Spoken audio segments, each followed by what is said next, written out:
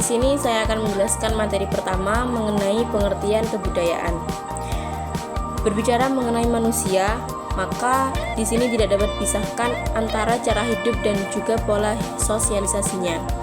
Budaya memiliki peran penting dalam membentuk kehidupan manusia, di mana kebudayaan ini bisa didefinisikan sebagai filosofi, pola hidup, dan sudut pandang yang berkembang dalam suatu kelompok manusia yang mencerminkan identitas kelompok tersebut. Namun, makna kebudayaan di sini seringkali mengalami penyempitan karena lebih sering diidentifikasi hanya sebagai aspek seni. Padahal, kebudayaan di sini meliputi aspek kesenian, kepribadian, cara hidup, keyakinan, serta adat istiadat yang secara keseluruhan mencerminkan jiwa sebuah kelompok masyarakat. Kebudayaan memiliki perbedaan dengan peradaban. Meskipun dalam beberapa literatur, istilah kebudayaan kerap kali digunakan untuk merujuk pada peradaban. Para ahli pendidikan dan antropologi sepakat bahwa budaya adalah fondasi utama dalam pembentukan kepribadian manusia. Melalui budaya, identitas individu, masyarakat, dan bangsa terbentuk. Pengertian kebudayaan ini berasal dari bahasa Sanskerta yang berasal dari kata budaya, di mana budaya ini merupakan bentuk jamak dari kata budi yang berarti budi atau akal, sehingga dapat diartikan sebagai hal-hal yang berhubungan dengan budi atau akal manusia. Kebudayaan ini juga disebut sebagai peradaban, memiliki makna yang luas, mencakup pemahaman tentang perasaan suatu bangsa yang kompleks, termasuk pengetahuan, kepercayaan, seni moral, hukum, adat istiadat, dan sifat-sifat lain yang diperoleh dari anggota masyarakat. Budaya selanjutnya yaitu unsur-unsur kebudayaan. Ada beberapa pendapat ahli yang merumuskan terkait unsur-unsur kebudayaan.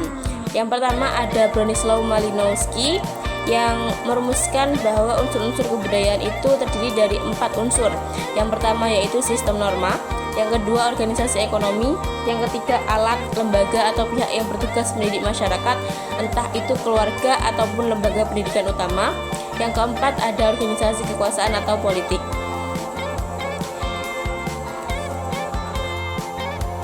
Pendapat kedua tentang unsur-unsur kebudayaan berasal dari Seclucon.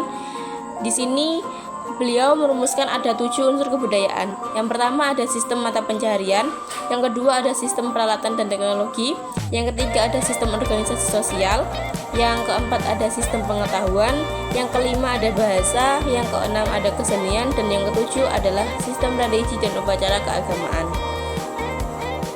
Selanjutnya ada pendapat dari si Herskovits yang melihat kebudayaan sebagai sesuatu yang diwariskan dari satu generasi ke generasi berikutnya dan menyebutnya sebagai sifat super organik. Jadi beliau mengidentifikasikan bahwa kebudayaan itu adalah berasal dari nenek moyang, sehingga kebudayaan itu bersifat turun-temurun dari generasi satu ke generasi selanjutnya. Yang selanjutnya ada Andreas Epping. Menurut Andreas Epping, kebudayaan ini mencakup nilai-nilai sosial, norma-norma, ilmu pengetahuan, struktur sosial, religius, serta berbagai ekspresi intelektual dan artistik yang menjadi ciri khas masyarakat tertentu. Menurut Andreas Epping ini, kebudayaan bukan sekedar hanya sebagai seni, namun semua yang mencakup nilai-nilai sosial yang ada di masyarakat, aturan-aturan, ataupun ilmu-ilmu yang biasa digunakan oleh masyarakat, disitulah kebudayaan. Jadi kebudayaan tidak hanya mencakup bagaimana nilai seninya, tapi mencakup bagaimana nilai-nilai kehidupan yang ada di masyarakat. Selanjutnya yaitu wujud budaya. Menurut Kuncoro Ningrat, kebudayaan memiliki 3 wujud utama, yaitu wujud idil, wujud sosial, dan juga wujud fisik. Wujud idil ini adalah wujud yang bersifat abstrak dan tidak dapat disentuh karena berada dalam masyarakat di mana kebudayaan itu terus berkembang. Wujud idil ini mencerminkan nilai-nilai kebudayaan yang ada dalam pemikiran warga masyarakatnya. Yang kedua yaitu wujud sosial. Wujud sosial ini adalah segala sistem sosial yang mencakup manusia di dalam masyarakat tersebut. Sistem sosial ini terdiri dari kegiatan manusia yang berinteraksi dengan mengikuti pola tertentu. Wujud ini bersifat konkret dan dapat diamati secara langsung karena melibatkan interaksi yang nyata yang terjadi di dalam masyarakat. Yang ketiga ini ada wujud fisik. Wujud fisik ini merupakan bentuk paling konkret dari kebudayaan, di mana dalam wujud fisik ini dapat diartikan sebagai benda-benda yang dapat dilihat dan disentuh, seperti candi ataupun seni-seni yang lainnya. Dalam pengertian lain, kebudayaan fisik ini juga mencakup sistem perilaku yang dilakukan manusia secara teratur. Tingkah laku ini bersifat konkret dan dapat diamati dan divisualisasikan sebagai pola tindakan yang berpola.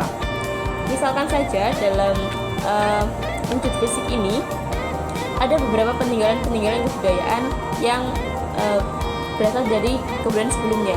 Ada contohnya Candi Prambanan, Candi Borobudur, dan sebagainya. Selain dalam bentuk benda, ada juga fisik dalam bentuk tindakan.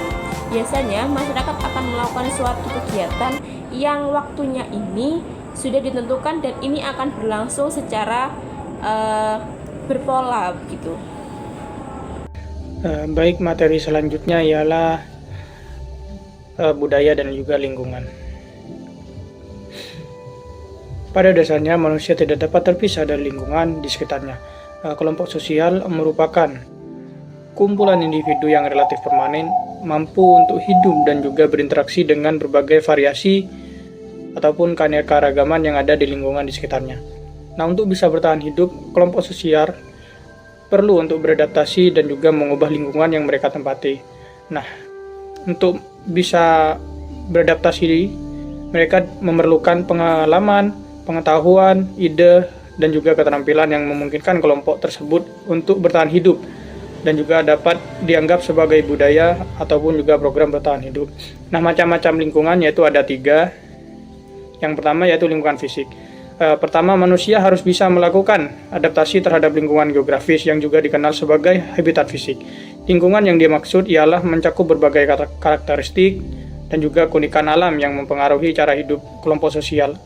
Adanya perbedaan yang terdapat pada alam seperti iklim, sumber daya alam, dan juga bentang alam memberikan tantangan dan juga peluang bagi kelompok sosial. Dalam konteks ini, kelompok sosial harus mampu beradaptasi dengan kondisi yang ada. Nah, ataupun bahkan melakukan perubahan pada lingkungan mereka melalui penggunaan teknologi. Yang kedua yaitu lingkungan sosial. Kelompok sosial sebagai suatu kesatuan memiliki kelompok lain di sekitarnya yang berfungsi sebagai tetangga, membentuk lingkungan sosial di mana mereka saling berinteraksi. Nah, beberapa kelompok sosial ini terlibat dalam interaksi lokal yang memungkinkan pertemuan langsung.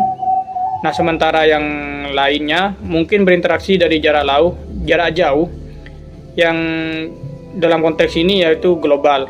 Kelompok sosial yang lebih besar seperti negara, hidup dan lingkungan sosial yang bersifat regional dan juga global, sehingga mereka perlu beradaptasi dengan negara-negara lain.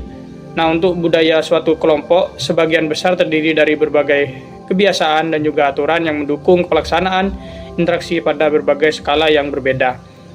Nah, untuk yang ketiga yaitu lingkungan metafisik. Lingkungan metafisik merupakan salah satu jenis lingkungan yang seringkali tidak kita sadari keberadaannya karena tidak tampak secara fisik atau tidak berinteraksi langsung dalam kehidupan sehari-hari. Namun, lingkungan ini memiliki pengaruh yang signifikan terhadap kehidupan jutaan orang. Aspek ini berakar pada dorongan besar manusia untuk kebutuhan universal yang mencari makna dan penjelasan dalam hidup. Salah satu cara untuk memenuhi kebutuhan akan makna ini adalah dengan mengembangkan keyakinan bahwa kehidupan ini ditentukan oleh sesuatu yang lebih tinggi, yang berada di luar manusia, seperti Tuhan atau entitas supranatural lainnya. Seringkali terdapat pemikiran yang selanjutnya ialah budaya. Pendidikan multikultural. Pendidikan multikultural adalah pendekatan yang menghargai keragaman budaya, etnis, ras, agama, bahasa, dan latar belakang sosial. Tujuannya untuk membangun pemahaman, sikap, dan keterampilan agar siswa dapat hidup harmonis dalam masyarakat pluralistik. Pendidikan ini menghormati perbedaan latar belakang individu sebagai bagian dari pembelajaran. Secara lebih luas, pendidikan multikultural bertujuan memberikan kesempatan yang setara bagi semua siswa untuk sukses menghapus diskriminasi dan memperkaya kurikulum dengan perspektif yang beragam. James A. Banks, tokoh utama dalam pendidikan multikultural, menyatakan bahwa pendidikan multikultural bertujuan mengubah struktur lembaga pendidikan agar siswa dari berbagai kelompok etnis dan sosial memiliki kesempatan setara untuk mendapatkan pendidikan berkualitas. Lalu, pendidikan multikultural berasal dari dua kata, pendidikan dan multikultural. Pendidikan adalah proses pengembangan sikap dan perilaku seseorang atau kelompok melalui pengajaran, pelatihan, dan cara-cara yang mendidik, serta transfer pengetahuan. Sementara itu, multikultural mengacu pada keragaman budaya, etnis, suku, dan tradisi.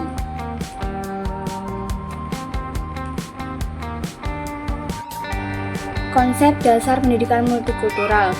Pendidikan multikultural dapat dilakukan dengan beberapa pendekatan, antara lain yang pertama yaitu pendekatan historis.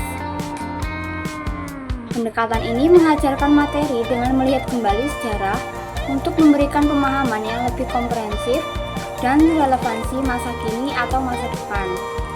Lalu yang kedua yaitu pendekatan sosiologis, menyesuaikan materi dengan konteks sosial yang berkembang agar materi tetap relevan dengan perkembangan zaman.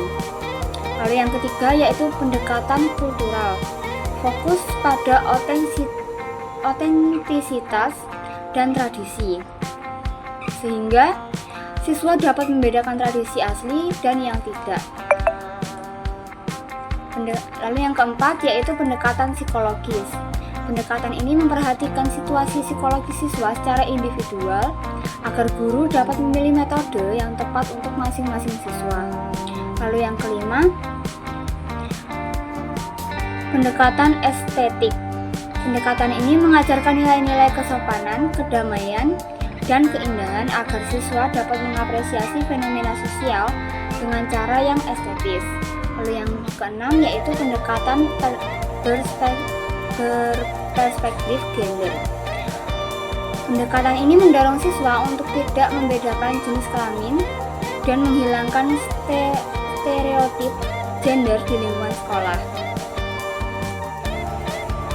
Banks tahun 1993 menyebutkan 4 pendekatan untuk mengintegrasikan materi pendidikan multikultural dalam kurikulum dan pembelajaran di sekolah yang relevan untuk diterapkan di Indonesia.